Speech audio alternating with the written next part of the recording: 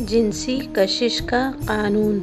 تخلیق کا قانون ہمیں بتاتا ہے کہ مرد کا وجود بھی دو رخوں پر قائم ہے اور عورت کا وجود بھی دو رخوں پر قائم ہے۔ عورت کے اندر مرد چھپا ہوا ہے اور مرد کے اندر عورت چھپی ہوئی ہے۔ اگر آدم کے اندر حوا نہ ہوتی تو حوا کی پیدائش ممکن نہیں تھی۔ دوسری مثال حوا کے اندر سے آدم کی پیدائش ہے، جس کو آسمانی کتابوں نے عیسیٰ علیہ السلام کا نام دیا ہے۔ اسی طرح ہر فرد دو پرت سے مرکب ہے۔ ایک پرت ظاہر اور غالب رہتا ہے اور دوسرا پرت مغلوب اور چھپا ہوا رہتا ہے۔ مرد ہو یا عورت، دونوں دو رخوں سے مرکب ہیں، ایک ظاہر رخ اور ایک باطن رخ۔ عورت میں ظاہر رخ عورت کے قد و قال میں جلوہ نما ہو کر ہمیں نظر آتا ہے اور باطن رخ وہ ہے جو نظر نہیں آتا۔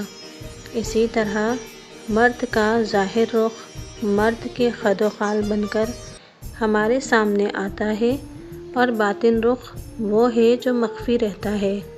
مفہوم یہ ہے کہ مرد بحیثیت مرد کے جو نظر آتا ہے وہ اس کا ظاہر رخ ہے اور عورت بحیثیت عورت جو نظر آتی ہے وہ اس کا ظاہر رخ ہے۔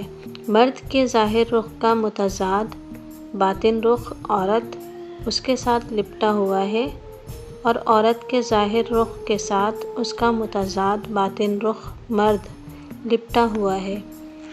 افزائشی نسل اور جنسی کشش کا قانون بھی انہی دو رخوں پر قائم ہے۔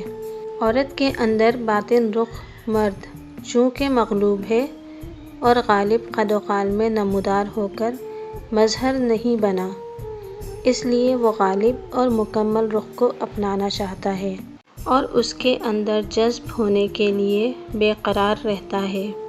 اسی طرح مرد کے اندر چھپا ہوا پرت عورت چونکہ مغلوب اور نامکمل ہے، اس لیے وہ بھی عورت کے ظاہری رخ سے ہم آغوش ہو کر اپنی تکمیل کرنا چاہتا ہے۔ کہنا یہ ہے کہ جنسی کشش اس عورت یا مرد میں نہیں ہوتی جو ہماری نظروں کے سامنے ہے، بلکہ عورت کے اندر چھپا ہوا رخ اس مرد سے ہم آغوش ہو کر اپنی تکمیل چاہتا ہے جو ہمیں جیتی جاگتی شکل میں نظر آتی ہے۔ اسی کو عرف عام میں جنسی جذبہ کہتے ہیں۔